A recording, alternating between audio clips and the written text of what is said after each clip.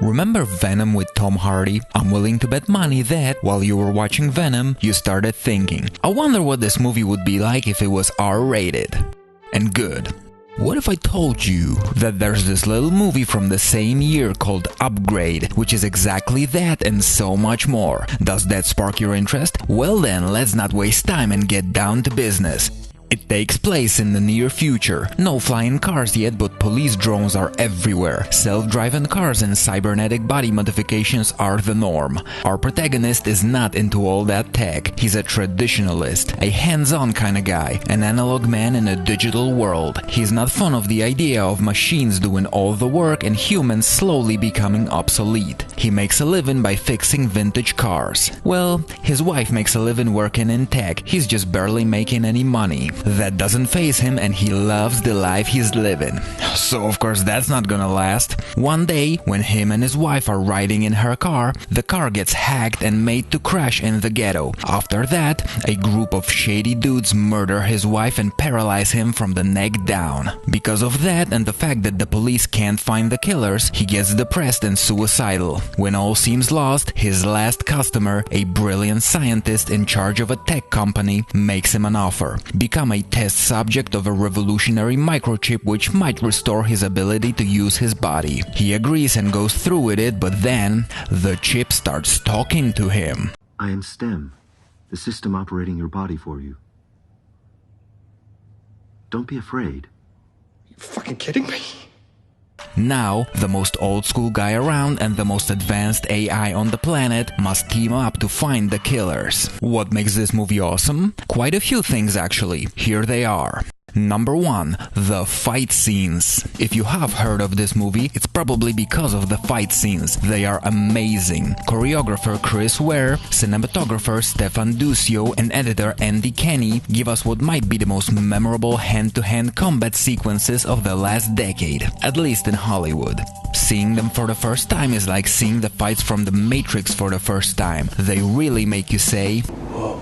They've used this tracking shot technique which I haven't really seen used before, but I've seen several times since, so this method of filming action sequences will probably be ripped off many times in the future. Number 2. The lead actor. While I think everybody did a fine job in terms of acting, this guy just killed it. His name is Logan Marshall Green. You might recognize him from Prometheus and Spider-Man Homecoming, but those were smaller roles. Here, he is the actor in the movie and he carries it like an Amazon drone on steroids. He shows a wide range of emotions, he's charming and charismatic. Keep an eye out for this guy in the future because he is going places.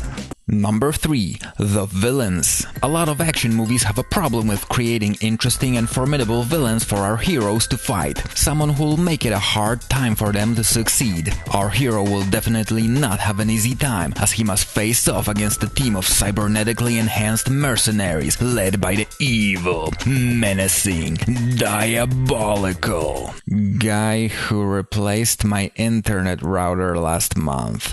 Check out this nerd! What's he gonna do? Lower my KD ratio in Call of Duty? Beat me in a Star Wars trivia contest? Demolish me in a session of Warhammer 40? Damn! This guy is intense. His looks are deceiving, but the movie does a good job in showing how scary he is in terms of abilities and personality. Learned woman like yourself, looking down on an uneducated insect like me. Serving people like us should be the highest honor of your meaningless life, Manny. I could kill you without moving a muscle. I could kill you with a breath, but I don't want to. Another great casting choice.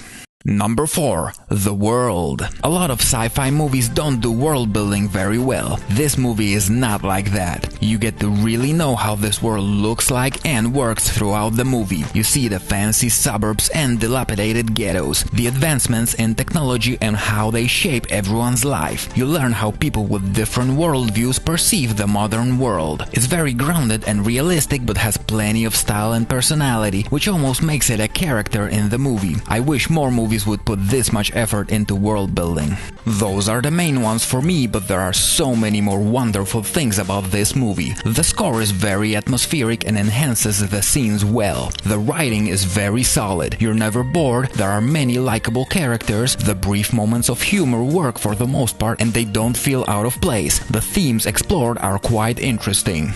The production value on this movie is incredible. The budget was only $5 million, but the movie looks and sounds better than many movies with a $50 million budget. Either they found some third world slave workers to take care of the technical aspects, or, and this is the answer I'm leaning towards, Hollywood spends way too much money on movies when they absolutely don't have to. The movie was made by two specialists in low-budget cinema. The first one is writer-director Lee Whannell, who starred in the first Saw movie and produced all the sequels. The second one is producer Jason Blum, owner of Blumhouse Pictures, which made so many movies over the past 20 years that it's insane.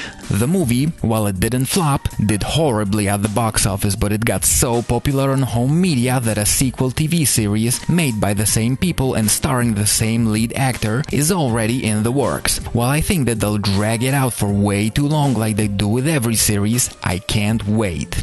That's pretty much it. In short, I can't recommend this movie enough. If you like quality entertainment, you'll love it. Watch it now while it's still new so that in the future, when it has the classic status it deserves, you can say, yeah, I saw it before it was cool.